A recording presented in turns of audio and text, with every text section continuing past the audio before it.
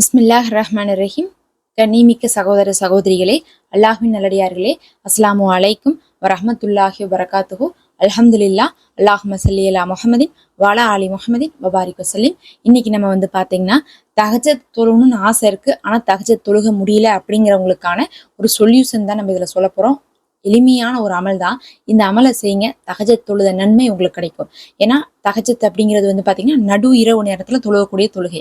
கிட்டத்தட்ட 3 மணிக்கு அப்புறம் நீங்க தொழுதுக்கலாம்.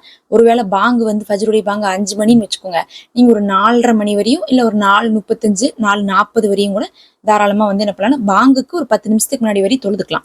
அப்ப 4:45 வரையும் தொழுதுக்கலாம். ஒருவேளை 5 மணிக்கு பாங்கா இருந்தாதான் நம்ம 4:45 சொல்றோம். இல்ல பாங்கே ரொம்ப லேட் ஆகுது, நேரமா வருதுன்னா அதுக்கு தகுந்த மாதிரி நீங்க டிஃபரன்ஸ் பண்ணிக்கோங்க. ஒரு 1/4 மணி நேரத்துக்கு முன்னாடி வரையும் என்ன பண்ணலாம், தஹஜ்ஜத் தொழலாம். ஆனா யாராலையும் அந்த நேரத்துல எந்திரிக்க முடியறது இல்ல.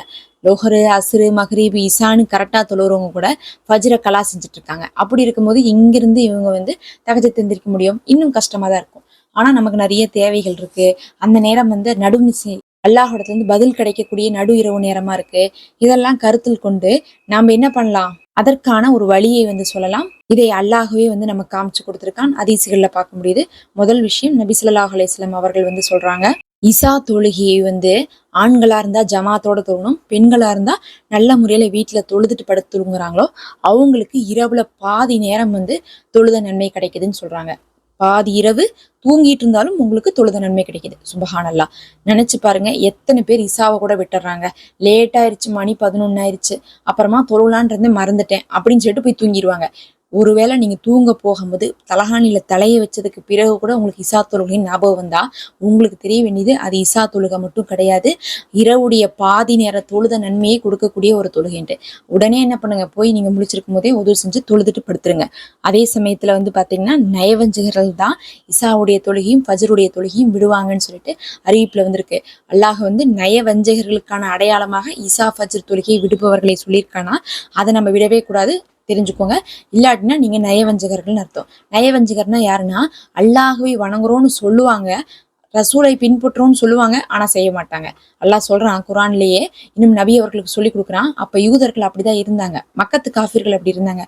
அவங்க எல்லாம் நயவஞ்சகர்கள். ரசூலுல்லாஹ் உங்களுக்கு அடையாளம் சொல்றேன் பாருங்க, அவங்க ஃபஜ்ரி இசாவையும் தொழுக மாட்டாங்க அப்படின்னு அல்லாஹ் சொல்றான். சுபஹானல்லாஹ். அல்லாஹ் சொன்ன அடையாளத்தை எடுத்துக்கொள்ளுங்க. நம்முடைய ஈமான் உறுதியாக இருக்கணும். அப்ப இசாவையும் ஃபஜ்ரையும் தொழுகணும். அதுல இசா பாதி இரவுக்கான நன்மை. அப்படி தொழுதுட்டு தூங்கிட்டவங்க காலையில ஃபஜ்ர் தொழுகிறாங்க, எந்திரிச்சு இசா தொழுதுட்டு தூங்கினவங்க ஃபஜ்ர் தொழுகிறாங்கன்னு வச்சுக்கோங்க. ஃபஜ்ர் எந்திரிச்சு ஃபஜ்ர் நேரத்திலேயே ஒழு செஞ்சு ஜமாத்தோட ஆண்களும் பெண்கள் வீட்டுல நல்ல முறையாகவும் தொழுதுட்டாவே என்ன அர்த்தம்னா, மிச்சம் இருக்கக்கூடிய மீதி இரவும் நீங்க இரவு முழுவதும் விழித்து வணக்கம் செய்த நன்மை கிடைச்சிருது. அப்ப இசாவையும் ஃபஜரையும் ஆண்கள் ஜமாத்தோட தொழுவதும் பெண்கள் வீட்டுல நல்ல முறையில தொழுவதுமே நமக்கு என்னத்தை கொடுத்துரும், முழு இரவும் தூங்கிய போதும் நமக்கு விழித்து வணக்கம் செய்த நன்மையை கொடுத்துரும். அதுதான் தஹஜ்ஜத் தொழுத நன்மை. ஒண்ணு. ரெண்டாவது அமல் என்னன்னு பாத்தீங்கன்னா, அப்படி என்னால முடியலன்னு சொல்றவங்க கூட நீங்க என்ன பண்ணலாம்னா, ஃபர்ஸ்ட் அடுத்து இரண்டாவது விஷயம் என்னன்னு பாத்தீங்கன்னா, தஹஜ்ஜத் தொழுகணும்னு ஆசை இருக்கு, ஆனா என்னால எந்திரிக்கதான் முடியறதில்ல, மற்றபடி நான் ஆசையோட தான் இருக்கிறேன், ஆனா எப்பயுமே முழிக்கிறது இல்லை அப்படின்டா, நீங்க செய்ய வேண்டிய ஒரு விஷயம் நியத் வைப்பது. இரவு படுக்கும்போது, யா அல்லாஹ் நான் ஃபஜ்ர் தொழுதுட்டு தான் இருக்கிறேன், ஆனா இல்ல ஃபஜ்ர் கூட எந்திரிக்காம இருக்கிறேன், ஏன்னா நான் முயற்சி பண்ணாலும் அலாரம் வச்சாலும் எப்படி ஆஃப் பண்றேனே தெரியல, தெரியாம தூங்கிடுறேன் அப்படின்னு இருந்தா அவங்க என்ன சொல்லலாம், நான் தஹஜ்ஜத் தொழணும்னு ஆசைப்படுறேன், நியத் வைக்கிறேன், நீ என்னை எழுப்பி விட்டா நான் தொழுகிறேன், என்னால எவ்வளவு முயற்சி பண்ணியும் முடியாம போயிருது, நீ என்னை எழுப்பி விடுன்னு நம்ம துவா செஞ்சுட்டு படுத்தோம்னா தினமும் இரவு, ஒருவேளை அவங்க எந்திரிச்சு தொழுகாட்டினாலும் அப்படியே தூங்கிட்டா அந்த தூக்கம் அல்லாஹ் கொடுத்த பரிசாமா தஹஜ்ஜத் தொழுத நன்மையும் அல்லாஹ் கொடுத்துருவானாமா.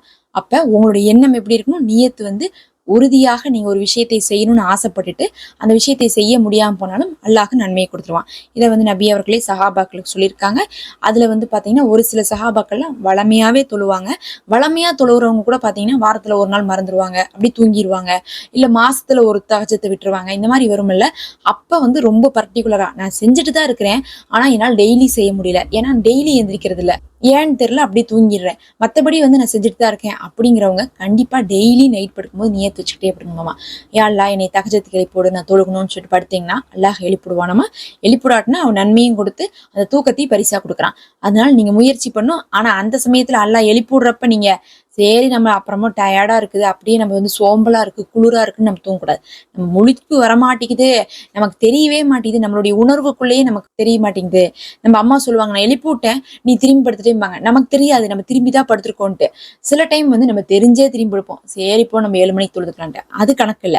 உங்களுக்கே தெரியாம நீங்க தூங்குனாதான் அந்த நன்மை உங்களுக்கு கிடைக்கும். அதனால அல்லாஹ் எழுப்பி விடுவான், இல்லாட்டினா எழுப்பி விடாமே அந்த நன்மையும் உங்களுக்கு கொடுப்பான்.